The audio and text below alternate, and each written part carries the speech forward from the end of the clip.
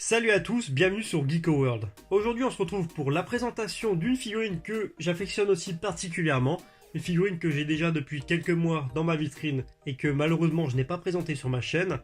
Il s'agit tout simplement de la SH Figures Iron Man de Tony Stark, mais version sans son armure, donc le personnage tel qu'il est dans les films. La figurine que vous voyez sous vos yeux, elle a une particularité, c'est tout simplement qu'il s'agit d'une édition limitée. C'est-à-dire que si vous faisiez partie des premiers acheteurs quand vous achetiez cette figurine en import du Japon, elle était fournie tout simplement avec un socle. Donc c'est-à-dire le socle où il y a les armures d'Iron Man, comme on le voit dans les films, mais je vais vous montrer ça juste après.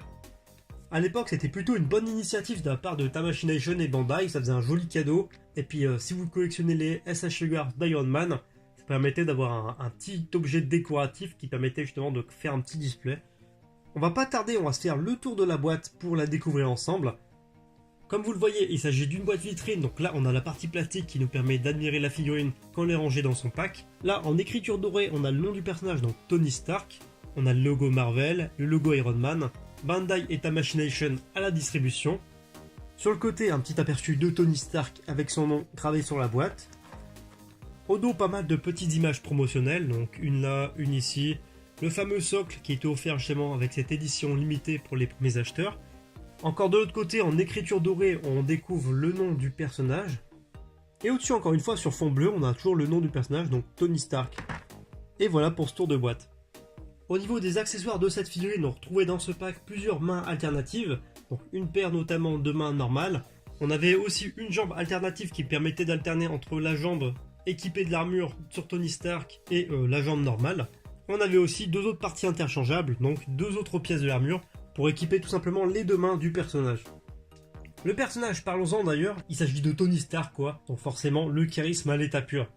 Quand cette figurine est sortie, on était encore en prémisse de la technologie print face, donc on avait des figurines assez fidèles et assez réalistes avec de beaux visages, mais qui par exemple n'étaient pas encore très fidèles à 100% comme ce qu'on voit normalement avec les nouvelles figurines qui sortent chez Tamashii Nation. Mais le résultat était plutôt cool. D'ailleurs, je trouve que c'était une belle initiative de la part de Tamashii Nation et de Bandai de capter le charisme de l'acteur Robert Downey Jr. et le transposer sur une figurine. C'était pas forcément une chose facile à faire, mais je trouve qu'ils ont plutôt bien réussi leur pari. Et sur Iron Man, ils déboîtent plutôt pas mal. Au niveau du sculpt, c'est plutôt du bon taf, hein, donc le visage de Robert Downey Jr. est plutôt bien rendu, même si c'est pas 100% fidèle. Je trouve que les principaux traits de l'acteur sont là. Au niveau de la musculation, c'est plutôt correct. L'aspect des pièces de l'armure d'Iron Man, donc les deux jambes et le gant, est aussi bien réalisé. Il y a une belle peinture et pareil, l'aspect assez robotique est bien là. La couleur choisie pour le plastron, légèrement peint en surface comme ça, est plutôt sympa. Et au niveau du design des vêtements, c'est tout simplement la tenue qu'arbore Tony Stark justement dans Iron Man 3, avec cette tenue grise et grise foncée, voire noire. Il s'agit donc là d'une figurine articulée, mais sans pour autant que les articulations gâchent le plaisir d'avoir cette figurine entre les mains.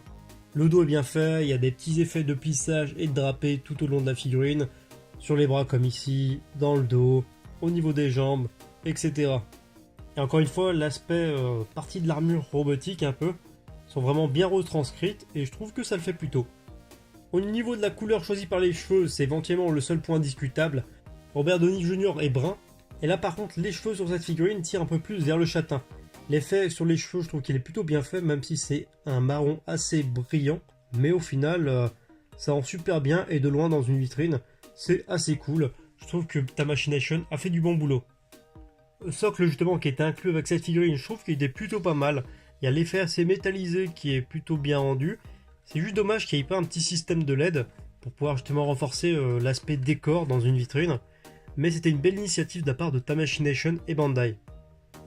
Au niveau de la taille de cette figurine, la figurine n'est pas immense, hein. Il s'agit tout simplement d'une figurine articulée 6 pouces, donc à peu près 15 cm, 15 à 16 cm. Ce qui reste pour moi tout à fait raccord avec les autres figurines de la gamme, et ça permet de garder une certaine homogénéité dans les figurines de la gamme Marvel, éditées par Tamashii Nation. En termes de prix, cette figurine, si je me souviens bien, était vendue dans les 60-65 €, parce qu'il s'agissait d'une édition limitée, une édition spéciale, tout simplement pour avoir ce socle. Sinon, autrement, elle a été rééditée juste après dans un format beaucoup plus simple où vous avez juste la figurine. Même le paquet, il me semble qu'il est beaucoup plus petit, un peu comme ce qu'on voit avec les figurines Star Wars. Et là, même à l'heure d'aujourd'hui, vous la trouvez facilement pour 40-45 €, voire peut-être un peu moins, suivant si vous passez par un revendeur japonais ou français. Voilà, c'est tout pour cette vidéo. J'espère vraiment qu'elle vous a plu. Si c'est le cas, n'hésitez pas à partager la vidéo, la liker et la commenter.